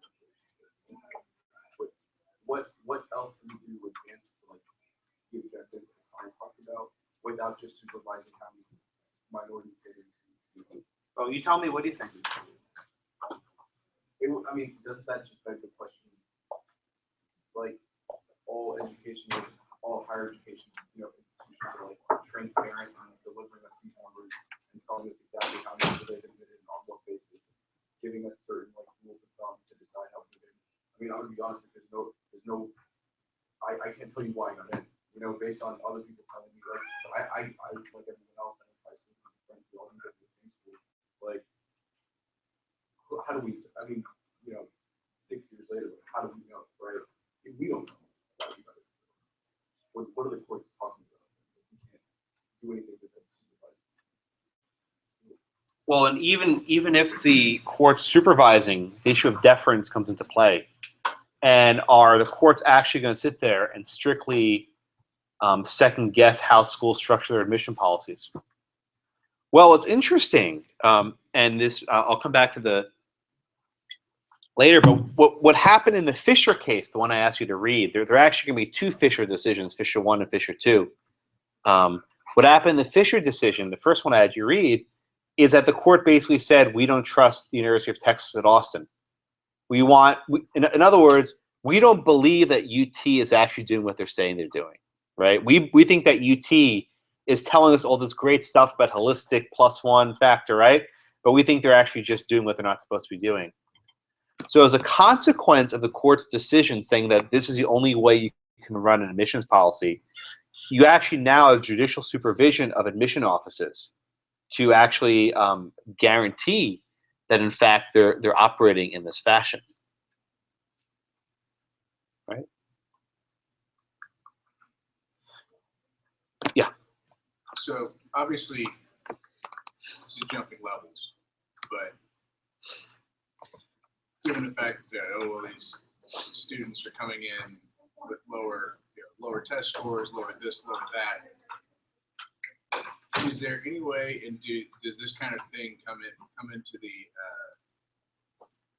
like just ever make it to the Supreme Court of like the fact that Texas has extremely de facto segregated primary and secondary education system? There's a reason that a lot of these students. That's the same reason you have very few college students who come from the middle of Appalachia who go to Harvard. It's when you have no education to start with, you can't put them in college and say like, okay, well, there you go. And so a lot of the reasoning behind in Thomas's discussion and stuff saying like, well, these kids are coming in with lower standards and they graduate with, or coming in with lower grades and they graduate with lower grades, as if somehow they're just stuck behind because they aren't willing to work hard, and it's there's a lot of systemic things beneath that that keep them. Does that ever get to the Supreme Court? Do they ever discuss that? What's de facto segregated? Let's see if you can tell your classmates what that means. Well, there are high schools in Houston. There are public high schools in the HISD who do very well. There are ones that do very poorly. What's just de facto? Just use the exact word. What's it mean de facto and de jure? Well, again, the de jure is the by law segregation. You have a black high school and a white high school. Good. The de facto being, well, this neighborhood is a black neighborhood. By the way, somehow it has a much lower budget than other high schools. So let's talk about Texas for a minute, right? So this actually came up in the Fisher case. So does everyone know about the top 10% plan in Texas? I'm sure a lot of you maybe even use it to get to your school of choice. So in 1996, the Fifth Circuit Court of Appeals, in a decision called Hopwood, invalidated the University of Texas's affirmative action program. This was before Grutter. So the Fifth Circuit invalidated the University of Texas affirmative action program. And the Texas legislature freaked out saying, oh my God, if we can't use affirmative action, we'll basically have an all-white class in Austin. So they instituted this top 10% program. And the program works, I'm sure, as you all know. If you finish in the top 10% of your high school, you are guaranteed admission to a state school, either UT or A&M or whatever, right? On its face, you think, wow, that's great. It's a race-neutral way of getting, minorities into high school. Now, Samuel, is this top 10% race-neutral? Well, yeah, that is. Oh, really? But you just said the exact opposite. Well, I mean, you can have. I'm not talking about in what getting numbers and getting admissions. I'm talking about preparing them for the school. No, hold on. I'll come back in a second. I thought you were going to make a different point. I promise to come back to you. The top 10% plan was designed based on the de facto segregation of high schools in Texas, because they know that a significant chunk of the high schools in Texas are going to be all African American or all Hispanic. Just how the demographics work. So if you're going to take 10% of whatever the school is, and there's an all-black high school, probably all 10% of them are going to be black. And if there's an all-Hispanic high school, probably 10% will be black. It was designed as an expressly racial method. In fact, Justice Ginsburg's opinion in the Fisher case specifically mentioned this. She said, listen, let's not kid ourselves, right?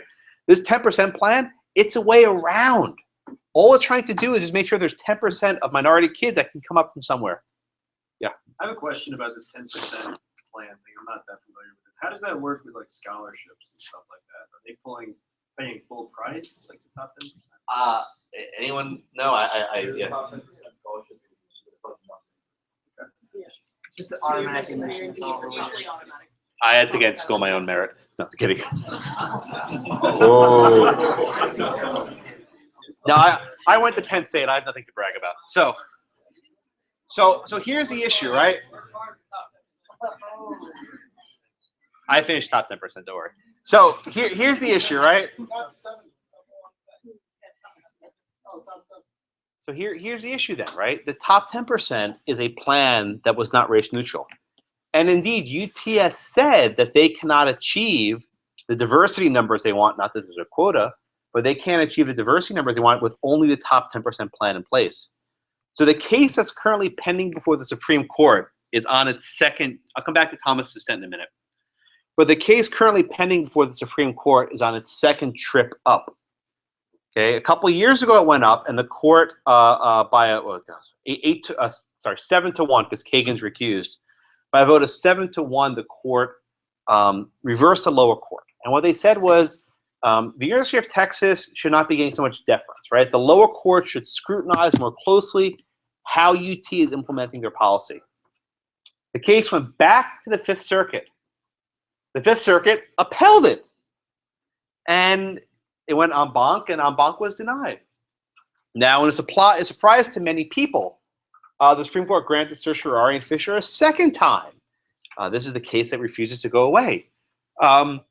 What makes this case now really messy is that we are down to 7 justices.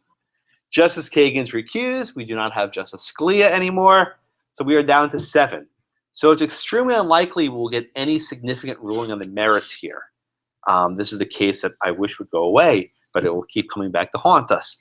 But even after the Grutter case, there's still a, how do I put this? There's still a tension, because schools are saying basically, we are going to keep doing what we're going to do no matter what. And various groups are challenging them. Now, I'm going to get to Thomas, I promise. But one point that I want to stress, and this is a point that most people never actually understand, is that we're only talking about public schools so far, right? Can private schools employ affirmative action? The answer is actually very tricky. Under the Civil Rights Act of 1964, Title VI, schools that receive federal money, which is basically every school, are required not to use race in admission. Now, the Department of Education has historically taken the position that affirmative action does not run afoul of that. There is currently litigation going on against Harvard University, brought by Ed Bloom, the same guy who brought Fisher. I think I have a picture of him somewhere. This is Abigail Fisher and her last trip to the Supreme Court. But from Sugar Land, too. A girl sat right there a couple of years ago. She was actually a high school classmate of Fisher's. I remember people sit. I don't know their names, but she sat right there. It's a weird thing. I know people sit, and I don't know their names. She sat right there. So what's interesting is a suit was brought against Harvard University, a private college, by a group of Asian students. And the Asian students have effectively argued that they are being disadvantaged because of their race's higher SAT scores, and it's even harder for them to get in. That's the real case. It's not Fisher. Whatever the court does here in Fisher is no big deal. That's the case you guys have to keep an eye on, because that one will go to the Supreme Court eventually. Okay. So the Fisher case, there's not much there, but I like the discussion from Thomas's dissent, which I'll work back into Fisher. I'm sorry, Grutter. All right. So any questions on the majority opinion in Grutter? Any questions on the majority opinion in Fisher? Everyone get the general gist of strict scrutiny. The court holds, if I can summarize the majority opinion thusly, that the educational benefits from diversity are compelling interest, And the school's holistic review is narrowly tailored to serve that compelling interest, that the holistic review fits, it's a tight enough fit to justify this. It's important to stress that this is an anomalous ruling, that generally speaking, when strict scrutiny is applied, the government loses. This is one of the rare cases where the court has upheld a racial classification, the other being Korematsu. So it's in somewhat august company.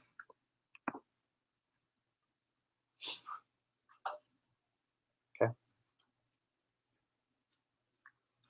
Let's move on to the dissent by Justice Thomas.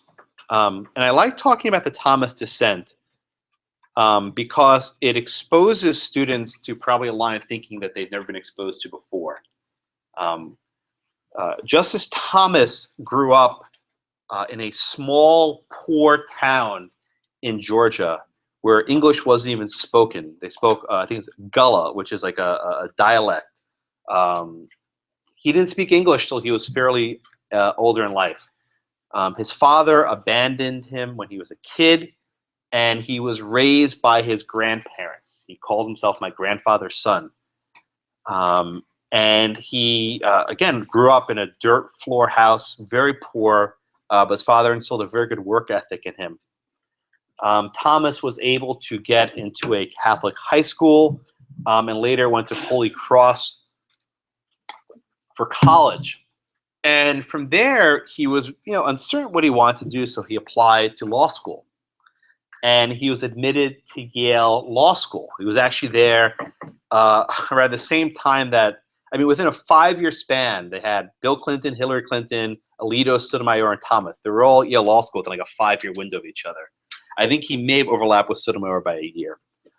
I don't think they knew each other back then, though. He long resented his Yale education. He resented it. And the reason why he resented his Yale education is because he didn't think he got in on his own merit. And at the time, they had what was almost certainly a quota system. So it's unclear how his credentials worked one way or the other. For years, Thomas would say he put a cigar sticker on his diploma from Yale Law School. How little he thought of it. And even for years, he refused to hire law clerks from Yale. They had a coming together, they had a rapprochement, but it took some time. The reasons why Justice Thomas had such resentment towards Yale was because he felt like they cheated him. Okay, if I can articulate his position, he said that whenever he went anywhere and he showed his Yale JD, people say, "Oh, Thomas didn't get in because he was smart. He got in because he was black," and that made him feel cheap, right? That as if he was cheated out of his education. And I think to understand Thomas's decision in this case, you need to understand his history and where he's coming from. His position conflicts starkly with that of Justice Sotomayor. I didn't have you read the entire Schuette case because it's very long and not really relevant. But Justice Sotomayor's dissent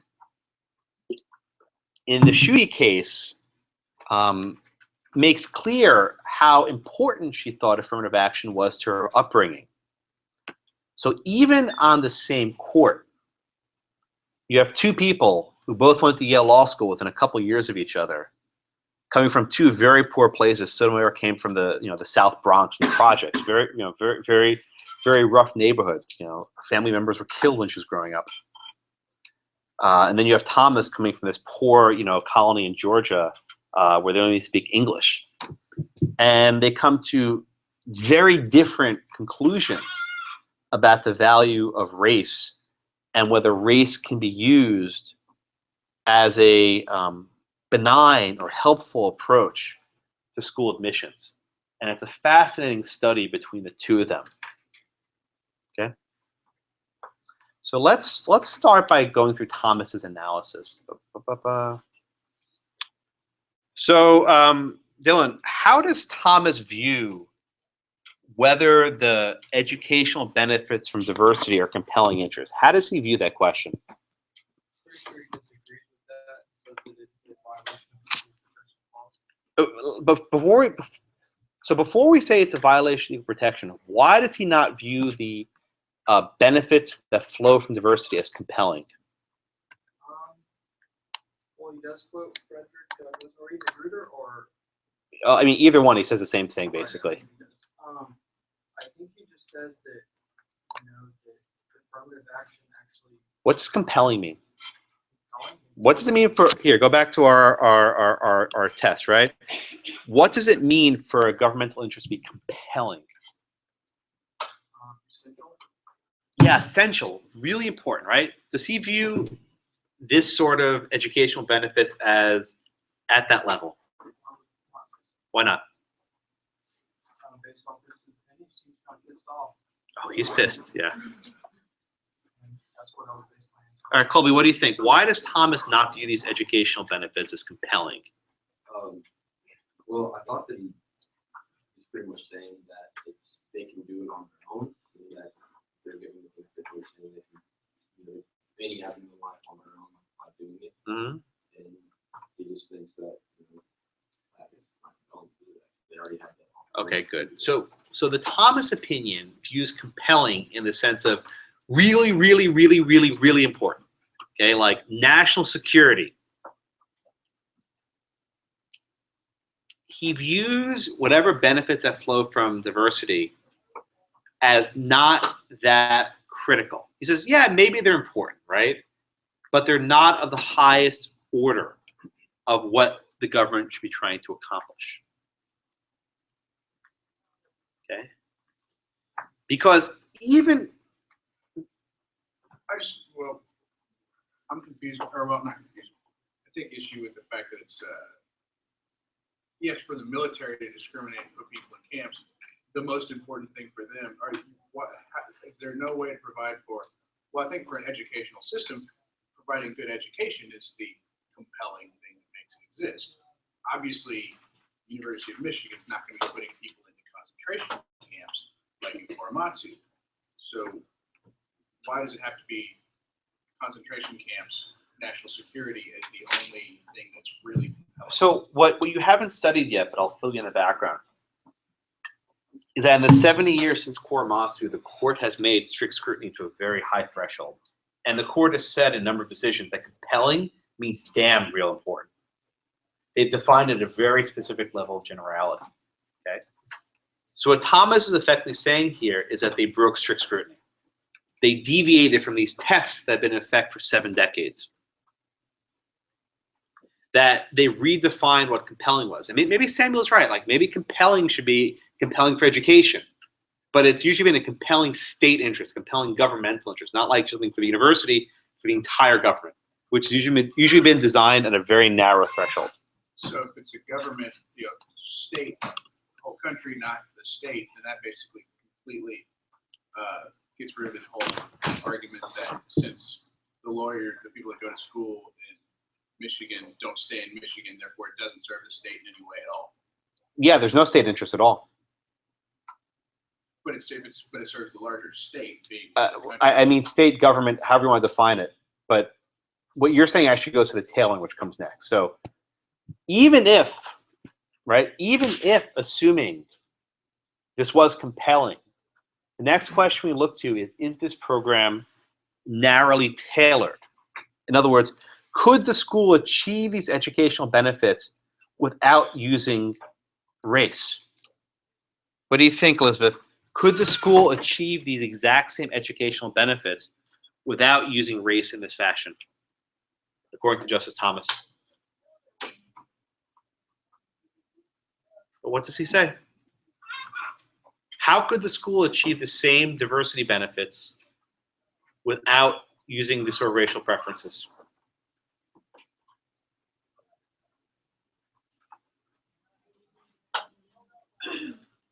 Good. Good. And what would some of those means be? What would you do to the LSAT scores? Yeah. So even if the interest is compelling, Thomas says. I mean, he doesn't think it is, but it's assuming it is. If getting these educational benefits is so damn important, so critical, they could be served with a more narrowly tailored approach. For example, dropping the LSAT requirement. For example, dropping the GPA requirement. Right? I'm not surprising anyone in this room if I were to say that there's a racial component of standardized testing that certain minority groups just don't do as well across the board. It's not a measure of raw intelligence at all, but it's simply a fact that certain groups aren't prepared enough in other classes, whatever it is, right? So if a school was really interested in accepting more minority applicants, can't they just drop the SAT?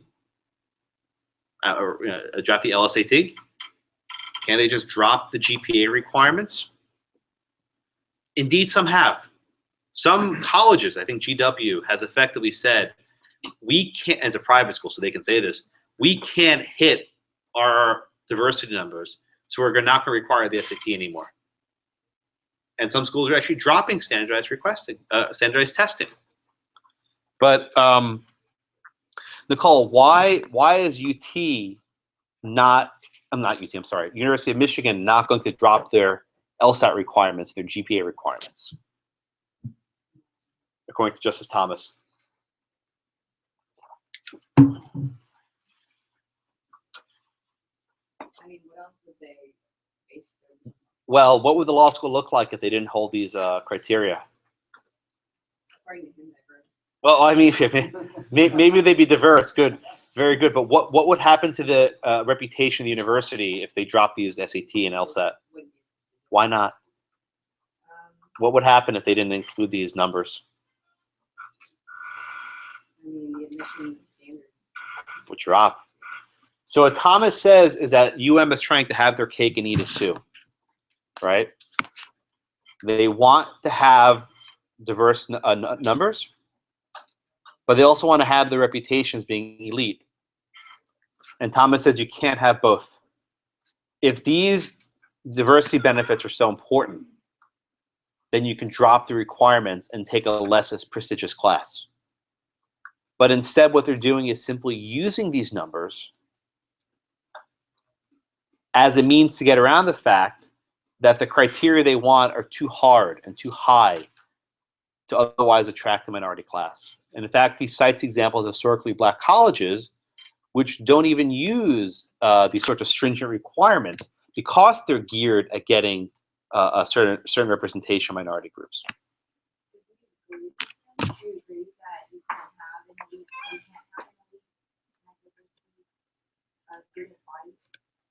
What do you think? I don't know. What do you? I'm asking for your opinion. No, I don't have an opinion. But what do you think?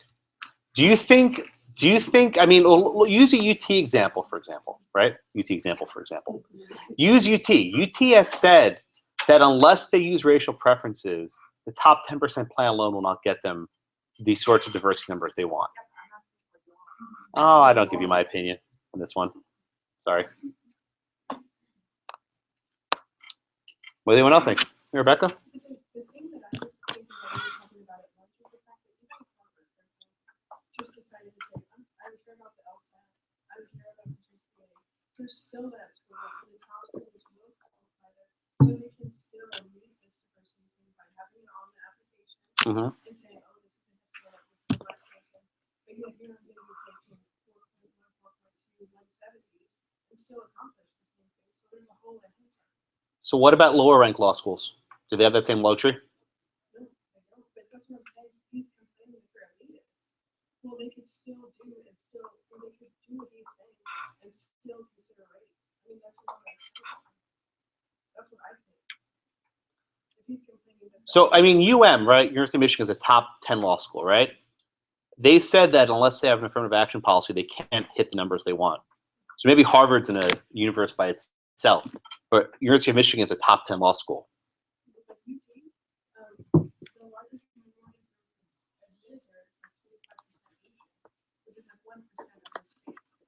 So I mean, with Tom, like what you're saying, but, I don't know, I just think even with the top 10%, it's not like reflecting, diversity of the state of Texas, either way. Good. We have about a minute left. Yeah. Oh yeah, Trick, yeah. Justice Scalia, in the custody case, his opinion on, he said that the equal protection for the amendment is meant to protect persons, not groups. Guys, stop backing up. You got 2 minutes left. We're not done yet. Yeah, go ahead. So he said that the intention of the amendment, equal protection is meant to protect persons, not groups. That's what Scalia said on the case. Is that the same logic that Thomas is trying to apply here? Well, I think Thomas adopts effectively Justice Harlan's view from Plessy, the idea that the Constitution is colorblind, and that any use of race, and he makes this point much more forcefully in his Fisher dissent. He effectively says, the use of race in UT is no different than the use of race by the Topeka School Board and Brown v. Board of Education. He sees no difference. Because he actually brings up these examples, which were somewhat jarring to read the first time I read them, that trying to use race to provide harmony between the races, I'm trying to use these preferences to provide harmony, was the same rationale used 50 years earlier for segregating schools. And he actually tries to draw a juxtaposition between the benign use of race and the discriminatory use of race decades earlier. He sees no difference. Okay, we're out of time. Are there any other questions? Yeah, everyone's gonna hate you, but go for it. Just based on like his whole stopping place point that UN students are going to other states, like 6% of them take the Michigan bar. So that would tend to happen more at elite institutions. So they have a kind of argument that they're sort of being held to stricter scrutiny than our. Well, the reason why and I'll end with this. The reason why he raises that is if indeed it's a compelling state interest for law schools to have this sort of educational benefits, he says there's no compelling state interest to have a law school at all, especially when most of your students don't stay in the state, right? They're all going away. That this goes to the compelling interest prong. Make sense? Anything else? All right, I'll email Professor Field and we'll figure this out by class next week. I'll email you to be sure. Thank you. Yes.